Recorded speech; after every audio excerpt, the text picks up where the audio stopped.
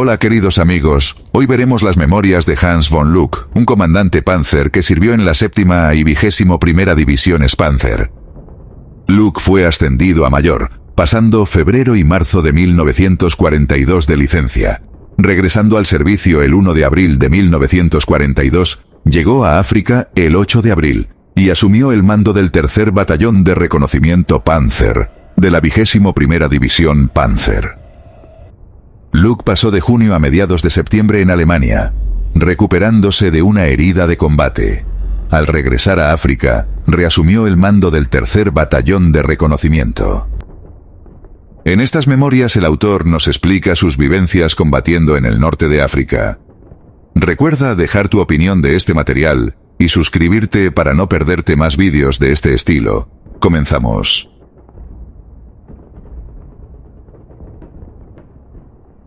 Desde Brindisi volamos a Creta, la isla en la que nuestros paracaidistas habían descendido el año anterior, entre ellos Max Schmeling, el ídolo del boxeo alemán. Disfrutamos del cálido clima de primavera. Luego, en la mañana del 8 de abril de 1942, despegamos hacia el norte de África en nuestro Junkers 52, cariñosamente conocido como Tía Judía. Me permitieron sentarme en la cabina de mando. «Debemos volar bajo sobre el mar», me dijo el piloto. «A pesar de nuestra superioridad aérea, siempre hay algunos Spitfires o Hurricanes revoloteando por el Mediterráneo. Provienen de Malta que por alguna razón que me escapa, aún no ha sido atacada ni ocupada».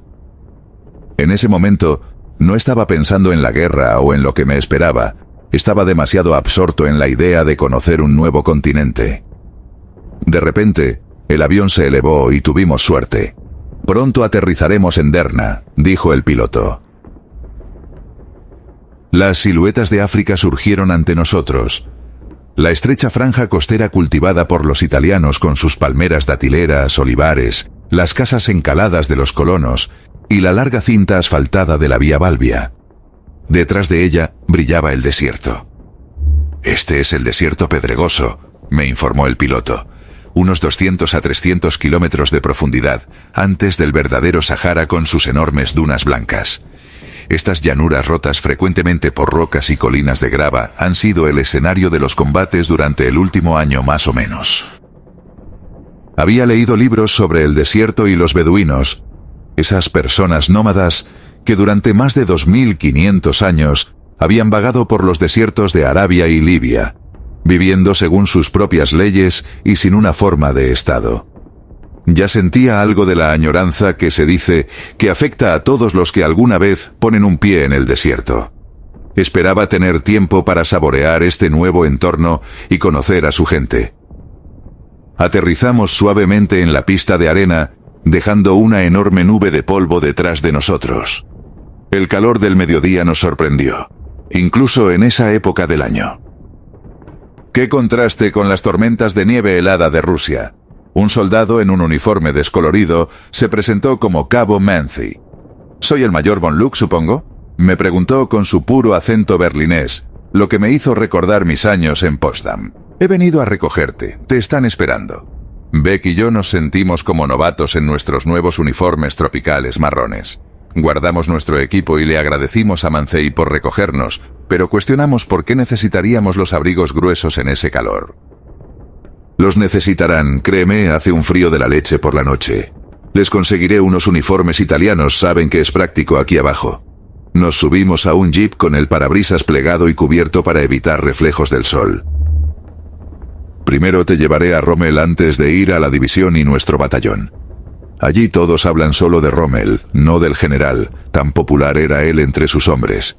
Era uno de ellos», nos dijo Manzi durante el viaje. Nos contó sobre las batallas del año pasado tal como las había experimentado. Hablo del padre del batallón de reconocimiento, el teniente coronel Freyr von Beckmar, su popularidad, sus éxitos y de cómo se enorgullecía von Beckmar de haber sido el primero en pisar suelo africano en 1941. «Nuestro batallón es la joya de Rommel», dijo mientras continuábamos nuestro camino. Con orgullo añadió: «Hey, se me ocurrió que no iba a encontrar las cosas fáciles». Salimos de Durna en dirección este, donde debía estar el cuartel general de Rommel entre los olivares. Uno de nosotros debía estar atento a los aviones, que generalmente venían desde atrás. Beck se hizo cargo de esto. De repente, nos desviamos del camino. No había senderos o rastros visibles, ya que las marcas de neumáticos siempre se eliminaban de inmediato como camuflaje. De pronto nos detuvimos, y ahí estaba el cuartel general de Rommel. Todos los vehículos estaban bien dispersos y camuflados. En medio de ellos se encontraba un monstruo de camión, el Mamut, que habíamos capturado a los británicos y convertido en el auto de mando de Rommel. También vi unos vehículos de reconocimiento de 8 ruedas, algo nuevo que aún no teníamos en Rusia. Estaba bastante emocionado. Después de todo, no había visto a Rommel desde la campaña francesa en 1940. Un oficial de ordenanzas me llevó ante él. Rommel tenía un profundo bronceado que cubría sus rasgos afilados, lo que le daba un aspecto maravillosamente saludable. Estaba en la cima de su carrera y disfrutaba claramente de su reputación mundial. Estaba de buen humor y contento de verme. «Vengo a informar sobre mi transferencia al Cuerpo de África, general», dije. «Me alegra que estés aquí», respondió. «He esperado lo suficiente. Desafortunadamente tuve que enviar a von Beckmar de vuelta a Alemania. Se enfermó. Tú vas a hacerte cargo de mi adorado batallón, que sea un crédito para ti». Luego, como era típico de él, fue directo al grano. «Has llegado en el momento justo. Estoy preparando una nueva ofensiva para detener a los británicos. Tu batallón jugará un papel importante en ella. Mi jefe de Estado Mayor, Gauss, te informará, y luego reportarás a tu división. ¿Cómo le fue a mi vieja 7ª División Panzer en Rusia?» Le di un breve informe y me despidió. Fue el comienzo de una nueva fase. El general Gauss, jefe de Estado Mayor de Rommel, con quien tendría mucho que tratar, me hizo un resumen de la situación. Luego agregó que Rommel estaba muy decepcionado por la indiferencia de los altos mandos. Hitler y el alto mando consideraban el norte de África como un teatro de guerra secundario, mientras que para los británicos era decisivo. Además, estaba exasperado por la negligencia en la guerra en el mar por parte de los italianos. En marzo, por ejemplo, en lugar de los 60.000 toneladas de material solicitadas, solo llegaron 18.000. En opinión de Rommel, la oportunidad de la victoria en África ya se había perdido, a pesar de las pesadas pérdidas en nuestra campaña de submarinos y a pesar de una ruta marítima de 12.000 millas. Suficiente suministro para los británicos estaba llegando al frente. No sonaba muy alentador, sin embargo, Rommel parecía estar decidido a cambiar las tornas nuevamente a su favor. Esperaba tomar Tobruk mediante un golpe inesperado y poder avanzar profundamente en Egipto si lograba detener a los británicos. Me despedí de Manzi y le dije que debíamos ir a la división y luego al batallón. «Muy bien, mayor. Pareces tener una buena relación con Rommel para que él te salude personalmente», dijo Manzi. Le conté algunas cosas sobre Rommel. «Bueno, sí», respondió. «Es ciertamente inusual traer a alguien desde Rusia. Nuestro comandante von Beckmar era un gran tipo. Su hijo Rüdiger también ha estado con nosotros durante un par de semanas como teniente joven. Eso es tradición. Te irá bien, mayor». El cuartel general de la división estaba bien camuflado bajo palmas y olivos. El general von Bismarck me recibió con amabilidad. Él había sido mi comandante en Prusia Oriental en 1930, al comienzo de mi carrera militar. Como muchos que servían en el desierto, lucía demacrado. El calor implacable durante el día, el frío helado por la noche, las tormentas de arena, los millones de moscas y las duras batallas habían dejado su huella. Una calurosa bienvenida, von Luck. No nos hemos visto en 12 años. Estás heredando una unidad excelente con von Beckmar y su batallón, el favorito de Rommel. Después de tu servicio en Rusia, tienes que adaptarte rápidamente. Familiarízate con las condiciones. Probablemente abriremos una ofensiva decisiva en poco tiempo. Buena suerte, me dijo. El oficial del Estado Mayor me informó sobre la situación. La tarea del tercer batallón de reconocimiento Panzer era explorar y neutralizar el sur, prevenir o informar sobre cualquier movimiento de flanqueo del enemigo y ser la punta de lanza en cualquier ataque. Mientras tanto, los británicos habían fortificado fuertemente su posición en Gazala. Había un vasto campo de minas con aproximadamente 500.000 minas que se extendía desde la costa hasta Bir Hakeim, un pozo de agua al sur de Tobruk. Originalmente desarrollado por los italianos, Bir Hakeim estaba ocupado por tropas francesas bajo el mando del general Koenig. Detrás de esta barrera defensiva, los británicos se estaban preparando para lanzar una ofensiva en cuanto pudieran reunir suficiente material, y eso es precisamente lo que Rommel quería evitar. Nuestra tarea era ser extremadamente vigilantes para evitar que los británicos atacaran por el sur de Bir Hakeim, profundamente en nuestro flanco. Eso era parte de mi responsabilidad. Finalmente llegamos a un wadi, uno de los muchos lechos de ríos secos en los que mi nuevo batallón estaba acampado, bien disperso. El capitán Everth, que había estado al mando del batallón, y algunos otros oficiales estaban allí para recibirme. Me saludaron correctamente pero con cierta reserva, al menos eso me pareció. Von Beckmar, el antiguo comandante, sería difícil de reemplazar. Nos dirigimos al camión de mando, un Opel Blitz convertido. Everth me explicó que todos los vehículos estaban equipados con filtros de aceite especiales para el polvo, y muchos de los camiones tenían neumáticos sin huellas para no dejar rastro en la arena. Además de los nuevos autos de reconocimiento de 8 ruedas, vi algunas motocicletas con orugas de 700 centímetros cúbicos de BMW, especialmente diseñadas para el desierto. Reuní a todos los oficiales para conocerlos. Me sentía fuera de lugar con mi nuevo uniforme tropical, ya que todos los demás oficiales llevaban uniformes desgastados de los que estaban muy orgullosos o pantalones y camisas holgados italianos. Les recordé que conocía el batallón desde los días antes de la guerra, cuando estaba en Potsdam. Había una rivalidad sana entre nuestros dos batallones, para ver cuál era el mejor o más destacado. Pero también habíamos trabajado juntos en diferentes ejercicios y tareas. Les dije que esperaba trabajar juntos de manera efectiva, y que siempre estaría dispuesto a escucharlos y aprender de ellos. También enfaticé la importancia de la disciplina y la lealtad mutua. Esa fue la introducción a mi nuevo puesto como comandante del 3er Batallón de Reconocimiento Panzer, y estaba decidido a demostrar que estaba a la altura de la reputación de la unidad y las expectativas de Rommel. Es un honor para mí suceder a su querido y experimentado comandante von Beckmar. Solo tengo experiencia de la campaña francesa y de Rusia. Tengo mucho que aprender aquí y estaría agradecido por cualquier ayuda que puedan brindarme. Me gustaría salir en reconocimiento con una de sus patrullas lo antes posible, para familiarizarme con las condiciones. Saludé a cada uno de los hombres individualmente con un apretón de manos, y parecía que el hielo se había roto.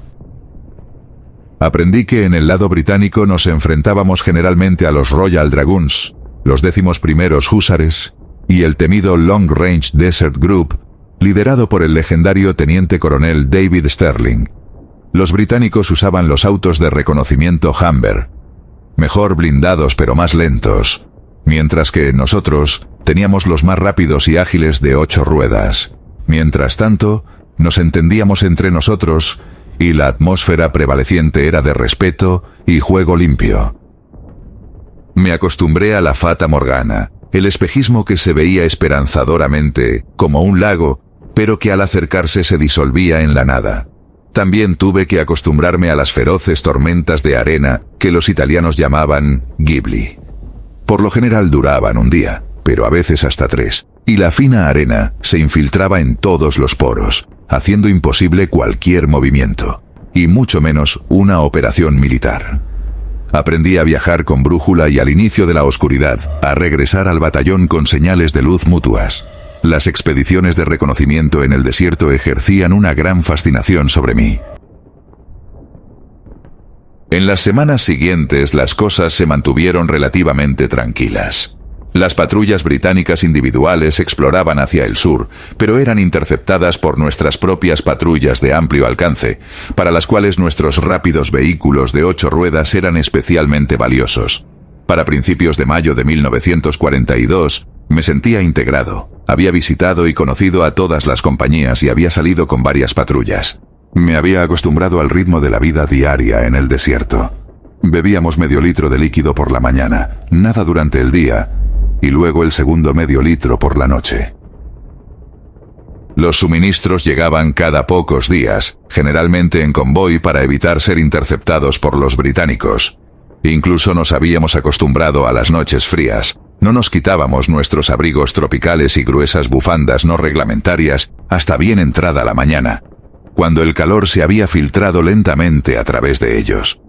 Esto era lo que llamábamos el principio del termo. Lo aprendimos observando a los beduinos. Sin embargo, los millones de moscas eran un tormento real. Solo cuando nos adentrábamos más en el desierto disminuía su número. El calor durante el día gradualmente se volvía insoportable, y todos buscaban un pequeño parche de sombra. Algunos hombres realmente freían huevos en las placas de blindaje sobrecalentadas de los tanques. No era un cuento de hadas, yo mismo lo hice. El período pico para las fuertes lluvias había terminado, pero cuando llovía los pequeños wadis se llenaban en minutos con inundaciones de hasta 1 metro de profundidad que arrastraban todo a su paso. Una vez vi como un camión con nuestra cocina de campaña, que no pudo salir lo suficientemente rápido del wadi, fue arrastrado varios cientos de metros por una ola de este tipo. En nuestras expediciones de reconocimiento, a veces nos encontrábamos con una familia beduina. Solo los beduinos sabían dónde excavar para alcanzar el lago subterráneo de agua dulce en algún wadi. Excavaban un pozo, guiaban el agua a través de canales excavados apresuradamente, sembraban su mijo y se quedaban hasta que podían cosechar. Luego, cargaban el grano en camellos, rellenaban el pozo y un día después, ya no quedaba rastro de que alguna vez hubieran estado allí. Con el tiempo, me fui adaptando a la vida en el desierto, pero sabía que los desafíos y peligros seguirían presentes. Mi nueva responsabilidad como comandante del 3er Batallón de Reconocimiento Panzer requeriría toda mi experiencia y habilidades para enfrentar lo que vendría en esta tierra implacable y desafiante. Cada rastro desaparecería. Los italianos lograron localizar algunos de estos pozos de agua, construir pozos y usarlos como puntos vitales de suministro. Una vez, logré establecer contacto con una familia beduina que parecía estar a punto de marcharse. Las mujeres corrieron a las tiendas en cuanto nos acercamos. Ningún extraño tenía permitido verlas. El jefe de la familia se acercó a nosotros. Indicamos que éramos alemanes y que no queríamos molestarlos ni mucho menos expulsarlos. Lamentamos causarles inconvenientes aquí en su tierra ancestral. ¿No temen la guerra, las minas y demás? En un galimatías de mezcla de alemán, italiano y algunos fragmentos de árabe, intenté hacerme entender. Siempre sabemos dónde están ustedes y nos alejamos cuando las cosas se ponen peligrosas, respondió el jefe. Tenemos muchos lugares donde podemos encontrar agua y cultivar nuestro mijo. Nos complace saludarlos como alemanes. No nos gustan los italianos que han ocupado nuestro país, ni tampoco los británicos que oprimen a nuestros hermanos en Egipto y otros países árabes. Algún día todos ustedes habrán desaparecido nuevamente, y el desierto volverá a ser nuestro. Que Alá esté con ustedes. Nos agradan. Era extraño que los beduinos no solo veneraran al Kaiser Guillermo II y a Bismarck, sino que también aprobaran el antisemitismo de Hitler. De repente, el 24 de mayo de 1942, había estado en África durante 7 semanas. Fuimos convocados por la división. El general von Bismarck informó a sus comandantes. Rommel ha decidido atacar. Los británicos reciben suministros frescos todos los días, lo que nos permite prever cuándo ellos mismos iniciarán un ataque. Parece que nuestros informes y comunicaciones de radio están siendo interceptados, pero ellos no saben dónde vendrá el ataque principal. Von Bismarck luego nos dio órdenes de combate y destacó que, mediante una vasta marcha nocturna, Rommel planeaba mover todo el Afrika Korps alrededor del sur de Bir Hakeim y girarlo hacia el norte para cortar a Tobruk y avanzar hacia el este hasta la frontera egipcia. Un ataque débil en el norte, en la posición de Gazala, sería para engañar a los británicos. Mi batallón de reconocimiento Panzer, actuando independientemente en el ala derecha, avanzaría alrededor de Bir Hakeim evitándolo ampliamente y bloquearía la carretera costera al este de Tobruk, además de asegurar el flanco derecho del Afrika Korps mediante patrullas. Nos reunimos durante la noche del 26 al 27 de mayo de 1942. Era una oscuridad total. Solo se veían las estrellas del claro cielo del sur. Todos conocíamos los rumbos exactos de la brújula, que debían ser estrictamente seguidos para que los miles de vehículos que viajaban por la noche oscura no se mezclaran. Era una escena fantasmal. Cada hombre podía ver solo el vehículo que tenía adelante o a su lado. Avanzamos a velocidad reducida para evitar levantar demasiado polvo y así no perder contacto con nuestros vecinos. Nos desplazamos lentamente durante la noche. Después de un tiempo sabíamos que estábamos al sur de Bir Hakeim, aunque no podíamos verlo. A lo lejos, hacia el norte, veíamos los destellos del fuego de artillería italiana. Como escuchamos después en el frente de Gazala, Rommel había enviado tanques británicos capturados y camiones equipados con viejos motores de aviones a través del terreno para simular un ataque de tanques. El ataque a la posición de Gazala fue realizado por divisiones italianas bajo un general alemán. Los británicos no parecían habernos detectado en la madrugada del 27 de mayo. Mi batallón, en el ala derecha de la 15ª División Panzer, giró hacia el norte en dirección a Knightsbridge en el Tricapuzzo, una pista paralela a la vía Balbia que pronto alcanzamos. Estábamos en el mejor de los ánimos. La sorpresa parecía haber funcionado. Solo quedaban unos pocos kilómetros para llegar a la vía Balbia, nuestro objetivo, y parecía que los británicos en la posición de Gazala y en Tobruk iban a ser cercados. Hacia el mediodía del 27 de mayo, de repente vi una columna de tanques británicos acercándose desde el este. Eran tanques nuevos que nunca habíamos visto antes. De repente algunos de los Grand giraron hacia el sur y abrieron fuego contra mis unidades avanzadas desde una distancia demasiado grande para nuestros cañones antitanque de 5 centímetros. Detuve el avance de inmediato y ordené establecer una línea defensiva hacia el norte para coordinar el uso de nuestras armas defensivas. Dejé mi tanque de mando y corrí hacia los cañones antitanque. Los proyectiles estallaban por todas partes. De repente sentí un fuerte golpe en mi pierna derecha y caí al suelo de inmediato. Un proyectil había impactado en un carro blindado y un fragmento me había cortado el muslo derecho superior. La sangre brotaba de mis pantalones. Perdí el conocimiento por unos segundos. Un carro de reconocimiento se acercó, me recogió y me llevó unas cientos de yardas más atrás a nuestro médico. «Una herida grave, pero tienes suerte en tu mala suerte, mayor», dijo el médico después de examinarme. «Tienes una herida del tamaño de un puño en la ingle derecha. Unos centímetros más y hubieras perdido tu hombría. Pero no se han alcanzado venas, huesos ni nervios, lo cual es algo bueno, ya que nunca habría podido aplicar un torniquete en el lugar. No hay duda de que debes ir a la estación de vendajes más cercana para recibir tratamiento».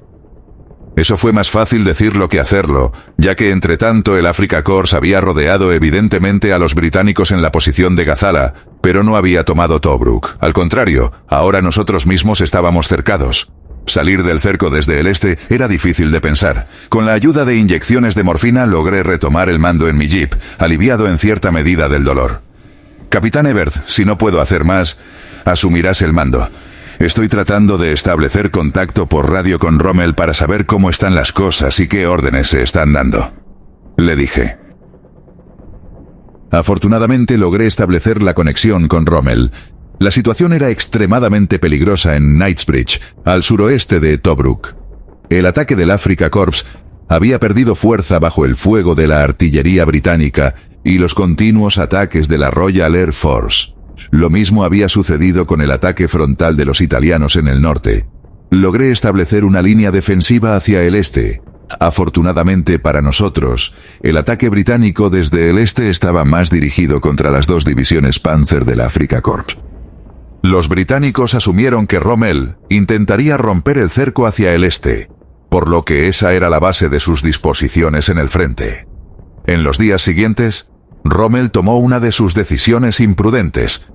Ordenó al Afrika Korps escapar del cerco, no hacia el este, sino hacia el oeste, a través de los campos minados de la posición de Gazala.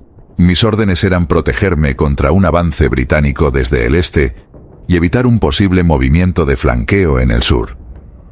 Durante 5 días permanecí en mi jeep bajo los efectos de la morfina, hasta que en la mañana del 1 de junio, Rommel logró, con la ayuda de los ingenieros del ejército, abrir pasajes a través del campo minado y liberar al Afrika Korps de su cerco. Aunque muchos vehículos tuvieron que ser abandonados por falta de combustible, nosotros fuimos los últimos en desvincularnos del enemigo y reagruparnos detrás de las líneas italianas. Mi herida no parecía bien. Ya no puedo asumir responsabilidad, dijo nuestro médico. Ahora debes ir a Derna lo más rápido posible a nuestro puesto de atención médica. Me di cuenta de que no podía seguir como estaba, pero esperaba que en Derna me pusieran en condiciones nuevamente para el servicio. Con el corazón pesado entregué el mando a Evercy. Con lágrimas de enojo y decepción, me dejé llevar a Derna por el buen viejo Manti y mi fiel conductor. Un examen por parte de los alemanes reveló, para mi consternación, que la herida no solo era grave, sino que durante los 5 días en el jeep y por el polvo de una tormenta de Ghibli, se había infectado. Debes ir a Alemania de inmediato. Un barco hospital italiano está en el puerto y te llevará a Europa mañana, fue el veredicto lacónico del médico. Profundamente decepcionado, fui llevado al barco al día siguiente. Un duro golpe para África, pero no por mucho tiempo. El barco era un gran transatlántico pintado de blanco e identificado como barco hospital por una gran cruz roja. Después supe que el barco había sido hundido en su camino de regreso a África, supuestamente porque había cargado material bélico. Me instalaron en una pequeña cabina, y allí me enfurecí con mi destino. A la mañana siguiente partimos hacia Sicilia.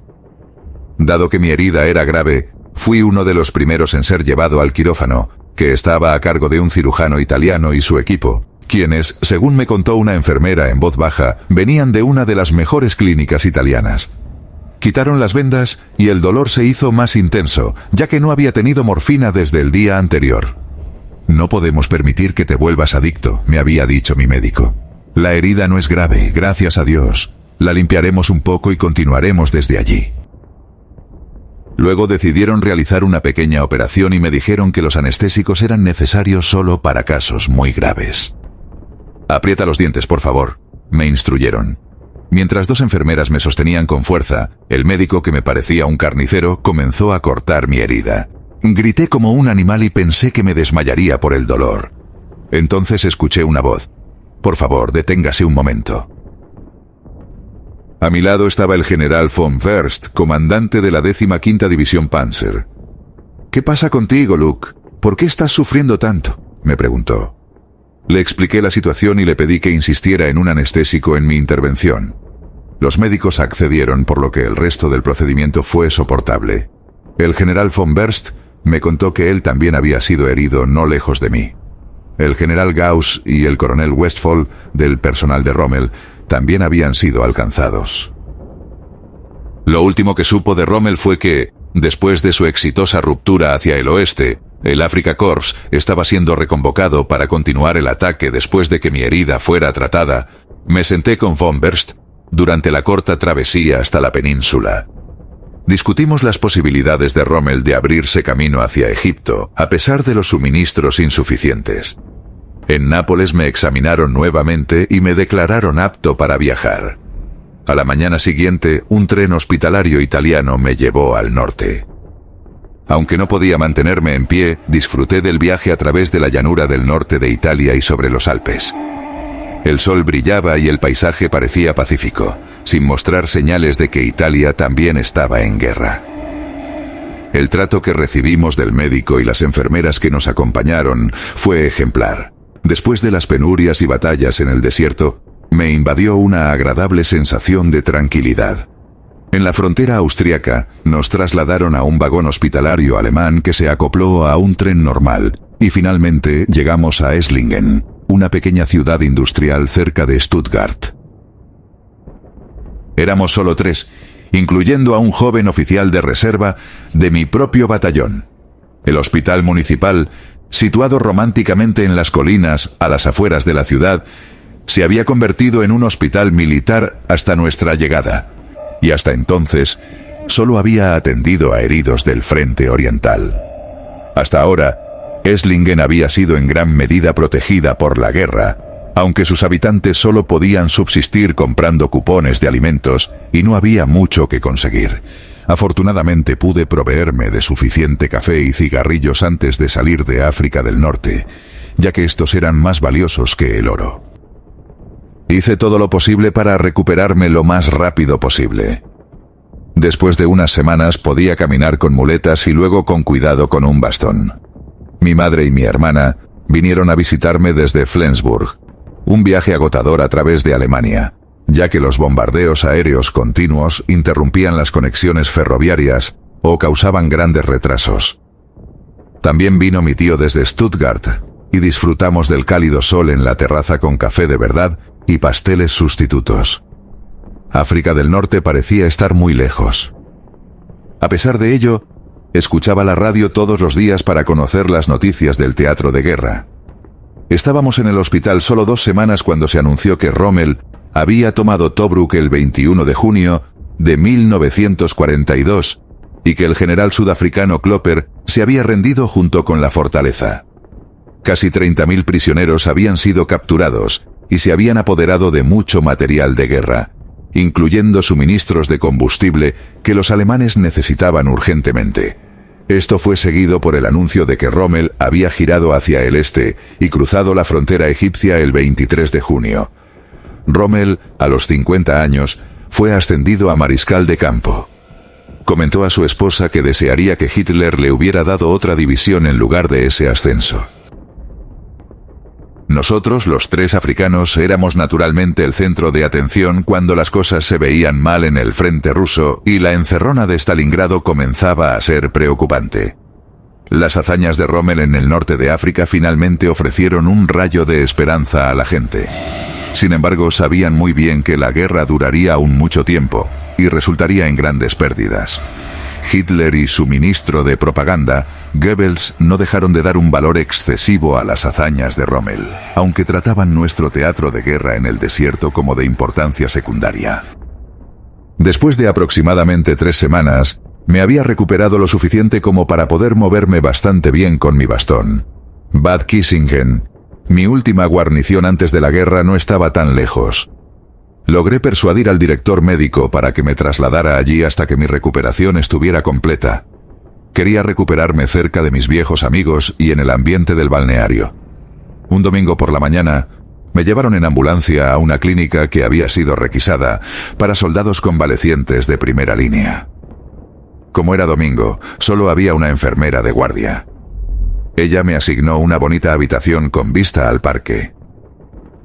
«Le traeré algo de cena de inmediato. Espero que esté cómodo con nosotros. El director médico lo verá por la mañana», dijo ella antes de dejarme solo. No había teléfono en la habitación. ¿Cómo podría contactar con mis amigos? La clínica no podía mantenerme allí. Encontré un palo de escoba y me escapé secretamente de la casa hasta el bar de Hoover, que estaba a solo unos cientos de metros de distancia. Cuando entré en el bar con mi uniforme tropical desgastado, aún era temprano en la noche y solo había unos pocos clientes. Hoover parecía atónito. «Oh, no puede ser. Nuestro viejo amigo Luke está aquí. Dios mío, ¿de dónde ha salido? Ha sido herido. Hagan sitio para nuestro mayor aquí. Venga a la mesa de honor». Hoover y su esposa apenas podían recuperar la compostura. Estaban tan encantados. «Aquí está mi última botella de whisky, que he guardado todos estos años para una ocasión especial. La abriremos ahora», dijo Hoover. El bar se llenó lentamente y pronto me encontré en el centro de un gran círculo y tuve que dar explicaciones sobre mí mismo. Todo me parecía irreal. Allí estaba yo, como en el último año antes de la guerra, como si nada hubiera sucedido. Hacia la medianoche, Hoover cerró el bar y solo quedaban unos pocos clientes. De repente me di cuenta con un sobresalto de que no tenía una llave para la clínica. ¿Qué se podía hacer? Ausentarse sin permiso, poniendo en peligro la recuperación, etc. Todo eso pasó por mi mente. «Puedes quedarte con nosotros, mayor», dijo Hoover. «Como veterano de África, no tendrás problemas aquí en Kissingen». Entonces alguien golpeó la puerta. «Déjenme entrar, por favor», vino una voz imperiosa desde afuera.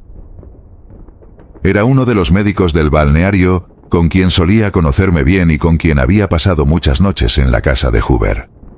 «Oí que estabas en Kissingen. Las noticias se corren rápidamente por aquí. Vine enseguida y me alegra mucho ver que estás más o menos bien. ¿Cuánto tiempo llevas aquí y en qué hospital estás?» «Me alegra verte también.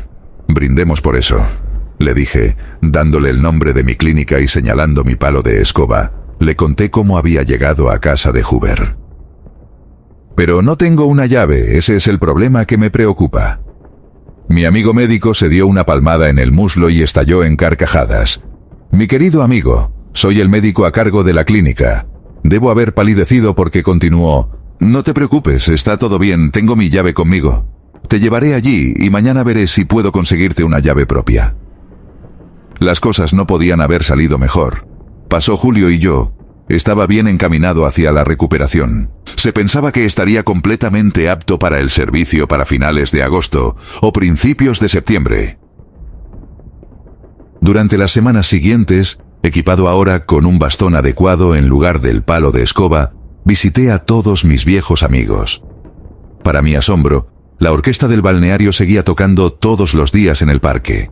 Un mundo pacífico, si no fuera por los boletines diarios del Frente Oriental y los informes de los bombardeos aéreos en nuestras ciudades. Estaba decidido a aprovechar al máximo mi tiempo de recuperación. Se impone el ocio y se suprimen las cosas desagradables, como hacen todos los soldados de primera línea cada vez que tienen la oportunidad. Mientras tanto, las noticias llegaron por la radio de que Rommel había penetrado profundamente en Egipto y se había detenido cerca de El Alamein, aproximadamente a 100 kilómetros al oeste de Alejandría. A través de conversaciones telefónicas con nuestra sección de reemplazo cerca de Berlín, y lo que dijeron los hombres que habían regresado de África, me enteré de que la escasez de suministros debido a fallas logísticas era la causa principal. Podía imaginarme muy bien lo enojado que estaría Rommel por tan poca comprensión en el cuartel general del Führer y tan poco apoyo de los italianos. Durante mi tiempo en Kissingen, a menudo iba a mis antiguos cuarteles, donde conocí a muchos hombres heridos de mi antiguo batallón de reconocimiento 37, que había estado en acción en el Frente Oriental. Un número de mi gente había caído y dejado atrás familiares y amigos en Kissingen. Las batallas en el invierno de 1941 y 1942 y las acciones de retaguardia habían agotado a los hombres. Siempre se hablaba de subhumanos, del reino de Lebensraum que era vital para Alemania, y de la fe en nuestro amado Führer. Nadie se atrevía a expresar sus dudas abiertamente. La red de informantes era demasiado grande y peligrosa. A principios de septiembre de 1942, se me declaró apto para el servicio de combate limitado. Fui a casa de mi madre durante una semana y luego a la sección de reemplazo cerca de Berlín, donde conocí a varios oficiales y suboficiales que habían sido gravemente heridos y ahora trabajaban como instructores para los reemplazos. Incluso encontré mi fiel Mercedes en el garaje reparado y en perfectas condiciones. Lo usé algunas veces para ir a Berlín a visitar amigos. Berlín estaba sufriendo mucho por los bombardeos aéreos y la escasez de alimentos. Las caras de los berlinenses, que una vez fueron alegres e ingeniosas, se habían vuelto grisáceas con su sentido de realidad, ya no tenían ilusiones. No había nada más que me retuviera en Alemania. Quería reunirme con mi unidad. Finalmente, recibí mis órdenes de movimiento a mediados de septiembre. Debía presentarme en la oficina de enlace alemana en Roma, y luego volar a Tobruk a través de Sicilia, cruzando los Alpes hacia Roma. Así lo hice y desde allí me dirigí directamente a Sicilia. Esta vez volé en un gran hidroavión Blue Moon Boss, que se utilizaba para transportar material. Volamos bajo sobre el agua, no muy lejos de las bases aéreas británicas en la isla de Malta. Fue fascinante despegar desde el mar y aterrizar en el agua, dejando una enorme nube de spray detrás de nosotros. Desde el aire vi la ciudad de Tobruk y su puerto, que habían sido duramente disputados y gravemente dañados. Luego descendimos y aterrizamos junto a un carguero británico hundido. Momentos después, estaba parado en el muelle respirando el cálido aire del desierto, tan familiar para mí. Ahora en septiembre hacía incluso más calor durante el día que en las semanas en que fui herido. Un automóvil me llevó junto con mi maleta de aluminio al cuartel general de Rommel, que estaba en algún lugar del desierto cerca de Marsa Matruh. «Hemos tenido algunas batallas duras pero exitosas, mayor», me dijo el conductor. «Ahora hay una pausa en el frente de Alamein. ¿Quién será el primero en reanudar las acciones?» No tenía idea de dónde se encontraba mi batallón, pero sin duda estaba en lo profundo del desierto, y luego estaba con Rommel. Informé mi regreso y mi aptitud para el servicio y le felicité, sobre todo, por haber sido ascendido a mariscal de campo y por sus acciones exitosas. «Me alegra que estés de vuelta», me dijo Rommel. «El capitán Everett te reemplazó muy bien y se ha destacado mucho con el batallón. Por eso pude concederle la Cruz de Caballero. Desafortunadamente también ha contraído una de esas insidiosas enfermedades tropicales. Está esperando tu regreso para ser enviado de vuelta a casa. Es esencial que también me someta a tratamiento. Has llegado justo a tiempo para despedirte de mí. Volveré tan pronto como pueda. Buena suerte y asegúrate de recibir instrucciones de Gauss». Me despedí y fui a ver al general Gauss para recibir instrucciones. «Es bueno que estés aquí, suerte», me dijo Gauss, quien lucía cansado y demacrado. «Estábamos comenzando a pensar que tal vez no podrías regresar. Déjame ponerte al tanto». Gauss me informó sobre la ofensiva hacia Egipto, que se había detenido en Alamein debido a la falta de combustible y suministros, a tan solo 100 kilómetros de Alejandría. Me habló de la profunda decepción de Rommel por la falta de iniciativa del alto mando de la Wehrmacht, es decir, de Hitler, y por los esfuerzos tibios de los italianos para garantizar un suministro adecuado. «El mariscal de campo me parece decepcionado y deprimido en este momento», interrumpí. «¿Es eso debido a su salud o también al último ataque fallido a El Cairo a finales de agosto, del cual no pude escuchar mucho en Alemania?» «Es ambas cosas», respondió Gauss. «Su estado de salud realmente es motivo de preocupación. Rommel necesita descanso y tranquilidad, pero ya sabes cómo es, no abandonará su teatro de guerra, especialmente no en esta fase decisiva que se avecina». Además, se sumó la profunda decepción por el ataque fallido a finales de agosto. Sabíamos que Montgomery estaba preparando una ofensiva decisiva, pero no la iniciaría hasta que tuviera todo el material que necesitaba para el éxito completo. Rommel esperaba adelantarse a él con una ofensiva propia y poder darle vuelta a la situación una vez más. La última oportunidad fue a finales de agosto, durante la luna llena. El mariscal de campo Cavaliero le prometió que varios buques cisterna llegarían antes de esa fecha, y Kesselring prometió 500 toneladas de combustible al día por vía aérea. El 31 de agosto el combustible aún no había llegado. Luego, Rommel tuvo que comenzar la ofensiva, pero severas tormentas de arena impidieron el uso de la superior Real Fuerza Aérea Británica. El 2 de septiembre, solo llegaron 900 toneladas de combustible de las 5.000 anunciadas. 2.600 toneladas se habían hundido, y 1.500 todavía estaban en Italia. A la mañana siguiente la tormenta había amainado, y en formación de vuelo, la Real Fuerza Aérea Británica lanzó una oleada tras otra contra el Cuerpo de África, que avanzaba hacia el norte detrás de la posición de Alamein. Una división británica, que hasta entonces no había sido detectada, ocupó una cadena de colinas. Con un frente hacia el sur, juntos detuvieron el ataque debido a la falta de suministros y la casi total superioridad aérea. El grupo de reconocimiento, que incluía a tu propio batallón, fue enviado hacia el este desde el principio para avanzar hacia El Cairo, aproximadamente 100 kilómetros más al este, tan pronto como el Cuerpo de África llegara a la costa detrás de los británicos. El grupo fue especialmente afectado por los ataques aéreos y sufrió grandes pérdidas. En la noche del 2 al 3 de septiembre, Rommel tomó la difícil decisión de abandonar el ataque y retirarse de la retaguardia de la posición británica. Durante esta retirada, Brigadier Clifton de la División de Nueva Zelanda fue hecho prisionero y llevado ante Rommel. A Rommel le gustaba hablar con oponentes destacados, y también lo hizo con Clifton, a quien primero expresó su admiración por la lucha que su división había presentado. Sin embargo, Rommel se quejó de las atrocidades cometidas contra prisioneros alemanes, a lo que Clifton respondió que se debían a los maoríes, los habitantes originales de Nueva Zelanda, quienes luchaban tan ferozmente como los Sais de la India.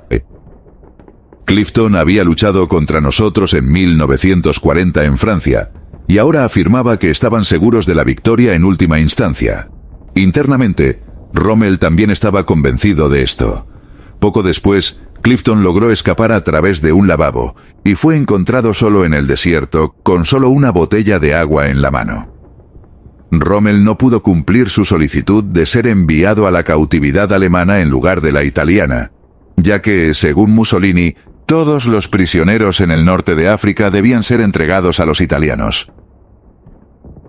Durante su conversación con Clifton, Rommel mencionó que los aliados también tendrían que acostumbrarse a la idea de que el peligro en el futuro vendría del este, de Rusia.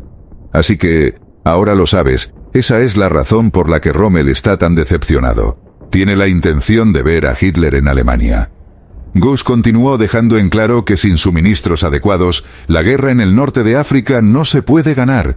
Además, sabemos por nuestras fuentes que Churchill estuvo en el Cairo a principios de agosto, y que el 12 de agosto Montgomery asumió el mando del 8º ejército. Parece que hay un nuevo viento soplando entre nuestros oponentes y sin duda están trabajando en una ofensiva que esta vez podría ser decisiva. Por el momento, sin embargo, los británicos han consolidado firmemente su posición en Alamein, con más de 800.000 minas y divisiones reforzadas, además de divisiones de tanques fuertes detrás de ellas. En cuanto a ti, tu batallón ha vuelto a tener suerte. Está ubicado en el oasis de Sigua, a unos 300 kilómetros al sur de Marsa Matru, en la depresión de Katara. Estuve allí ayer con Rommel y el general Fritz. El lugar es paradisíaco, lo cual es inusual en nuestro campo de batalla aquí en el desierto, pero debemos mantener presencia allí, ya que el peligro de ser flanqueados al sur de la posición de Alamein es demasiado grande. No te envidio esta agradable asignación después de las difíciles acciones y grandes pérdidas de los últimos meses. Tendrás que volar allí en un Ju-87, ya que la pista es demasiado corta para otras máquinas, y la distancia es demasiado larga para el Stuka sin combustible. Estarás directamente bajo mi mando, así que por el momento estarás desvinculado de las unidades de la 21ª División Panzer. El capitán Ebert te informará detalladamente antes de que tenga que regresar a casa, desafortunadamente también por razones de salud. Te deseo todo lo mejor, disfruta tu tiempo allá abajo antes de que las cosas se vuelvan tensas nuevamente. Con esas palabras fui despedido y llevado de inmediato al campo de aviación del Ju-87. La parte más interesante de mi tiempo en África estaba a punto de comenzar. Me llevaron ante el capitán Hamster, el líder del escuadrón. Tengo la buena fortuna de que se me permita volar contigo hasta Sigua. Utilizamos estos vuelos para probar nuestras misiones en lo profundo del desierto y lanzar bombas o ahuyentar a los cazas británicos si nos encontramos con unidades británicas. Es por eso que volamos en formación de 3 máquinas. Estoy seguro de que has oído hablar de nuestras picadas de nariz y nuestras sirenas desmoralizadoras. Como novato en aviación, seguramente te parecerá interesante. He oído de mis amigos, respondí, que volaron a Rommel a Sigua ayer mismo, y que este oasis es encantador. Para ellos, lo más destacado fue nadar en el baño de Cleopatra. Volarás mañana por la mañana, continuó Hamster. Tendrás que ir como artillero trasero, ya que solo tenemos una tripulación de 2 hombres. Seguro que conoces el cañón de 2 centímetros de tus coches de reconocimiento. El 23 de septiembre de 1942, Rommel voló a Alemania para recibir tratamiento y reunirse con Hitler. Ese mismo día, abordé el Ju-87 del capitán Hamster. Me acomodé en el asiento trasero con mi maleta tropical colocada verticalmente entre el piloto y yo.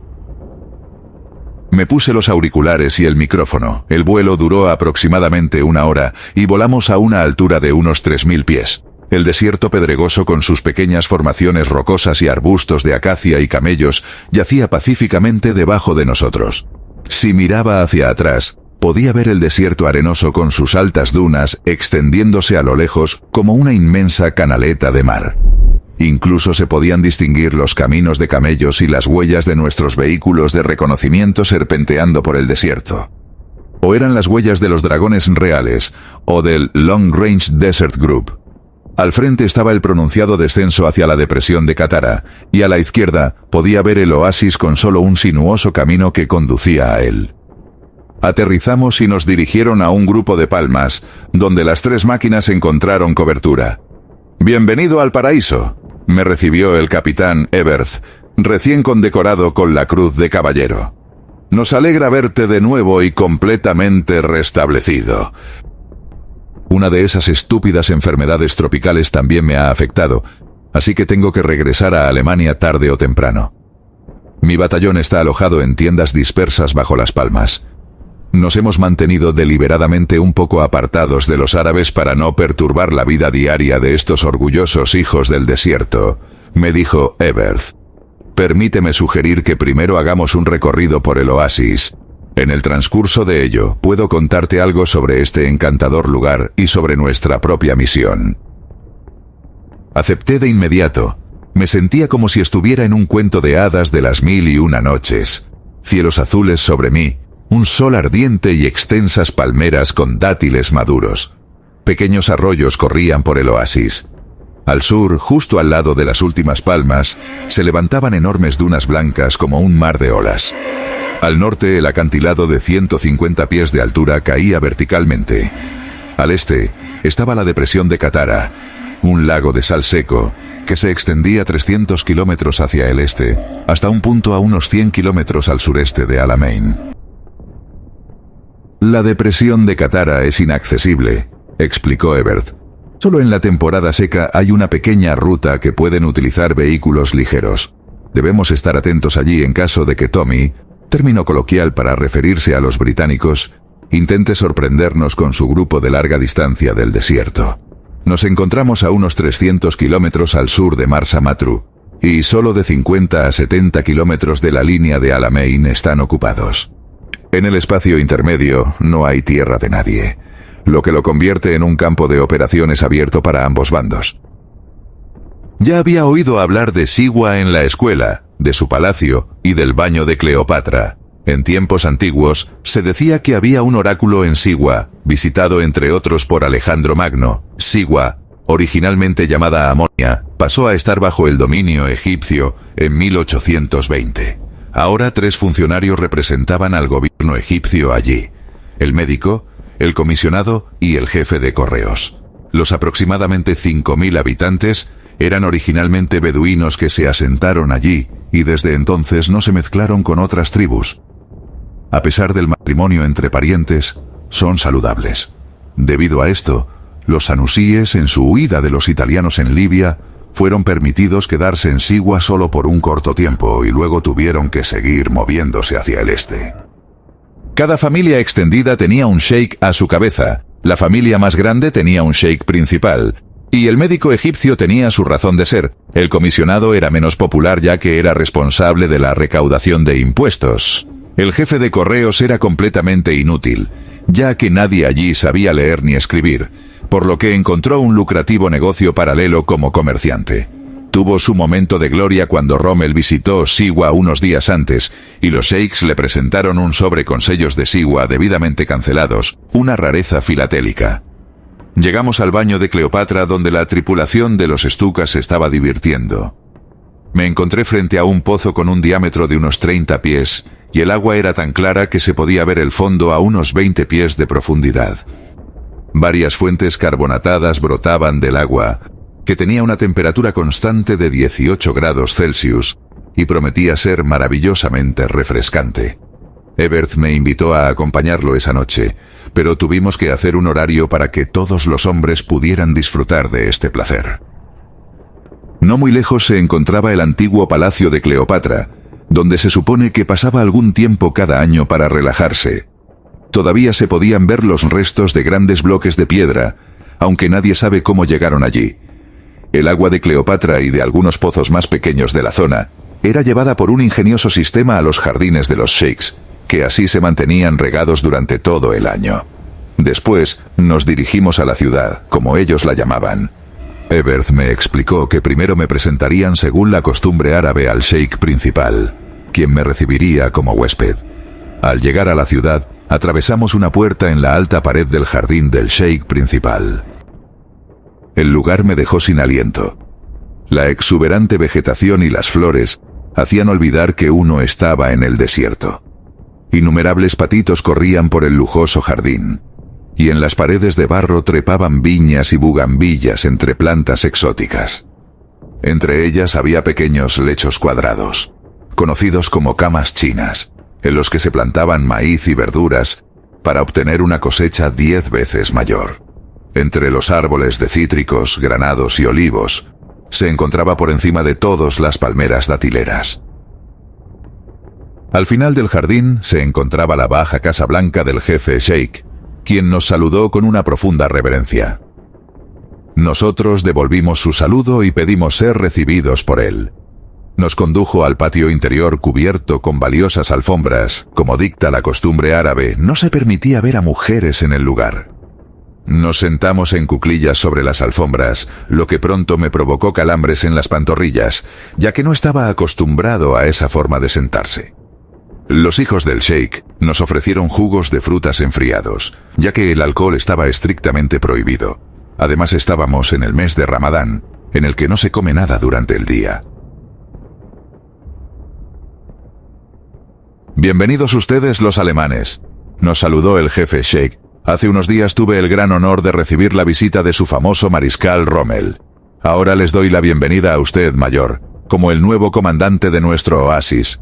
Saben que los admiramos, los alemanes, y les deseamos éxito en esta guerra. Le he pedido a Rommel que envíe saludos al gran Sheikh Bismarck, a quien consideramos un honor. Desafortunadamente, la guerra nos ha aislado de El Cairo y Alejandría. No podemos vender nuestros productos ni comprar lo que necesitamos, por lo que el té, nuestra bebida principal, ha ido escaseando gradualmente. El jefe Sheikh era una figura imponente, alto, con un rostro oscuro y rasgos finamente cortados. Una barba blanca le daba una apariencia digna. Su bernús estaba hecho del mejor material blanco. Cuando celebremos el fin de Ramadán en unas pocas semanas, continuó despidiéndonos, ustedes deben ser nuestros invitados. Luego, nos dirigimos al aeródromo para despedirnos de las tripulaciones de los Stukas, que desaparecieron hacia el norte en un gran arco y con un movimiento de alas para regresar nuevamente a su duro servicio en el frente de Alamein. Eberth y yo volvimos al puesto de mando, a la ingeniosamente equipada Opel Blitz, comparable a una moderna autocaravana. Eberth me dio un informe detallado de las tareas del batallón y el suministro de equipos. Rara vez llegan suministros para el batallón por tierra, ya que para eso se deben organizar convoyes para protegerse de las patrullas británicas o los grupos de incursión. Por lo general, los suministros como alimentos, combustible y municiones son arrojados por Stukas o Heinkels, que al mismo tiempo utilizan estos vuelos para la exploración. Como podemos comprar cereales aquí en el oasis, Rommel nos ha proporcionado una unidad de panadería que hornea nuestro pan, y a veces panecillos frescos los domingos. Hace unos días nos enviaron un avión italiano, Ghibli, comparable a nuestro Chrysler Storch, con un buen piloto y las piezas de repuesto necesarias. Esta aeronave nos ahorra costosos viajes de patrullaje, ya sea hacia el norte desde la depresión de Katara o en dirección al oasis de Yakbub en Libia, las únicas rutas de salida del oasis. Ahora tenía una idea aproximada de lo que se debía hacer y me propuse aprovechar al máximo nuestro tiempo, que probablemente sería corto en Siwa. A la mañana siguiente, mi baño en el baño de Cleopatra fue maravilloso, y en un viaje a través del oasis, Eberth me contó más sobre sus características especiales. Hace unas décadas, el rey Faid decidió hacer la belleza única del oasis accesible a los turistas y organizar safaris apropiados.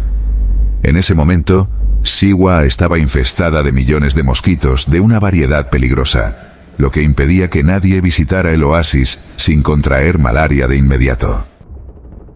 Por orden del rey Faid, los científicos desarrollaron un insecticida que se colocó en los canales de agua, y así en unos pocos años, los mosquitos fueron erradicados de la zona, ya que ya no se reproducían. Mientras tanto, el día llegaba a su fin y se nos ofrecía un espectáculo natural. La puesta de sol coloreaba la empinada ladera de la depresión de Katara de un rojo sangre, y sumía todo el oasis en una luz azul-verde. El lugar era impresionante.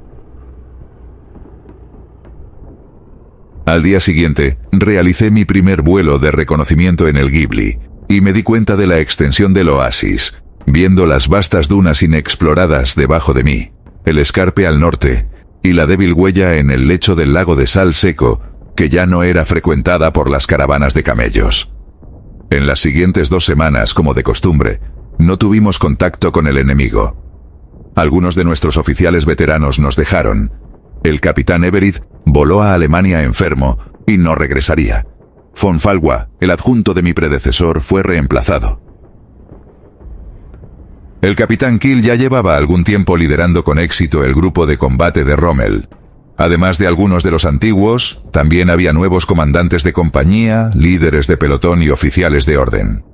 Entre ellos se encontraba el teniente Rüdiger von Wegmar, hijo de mi predecesor, quien actualmente es el embajador alemán en Londres. El capitán Maya se convirtió en un nuevo comandante de compañía hasta 1983, cuando fue el embajador alemán en Luxemburgo.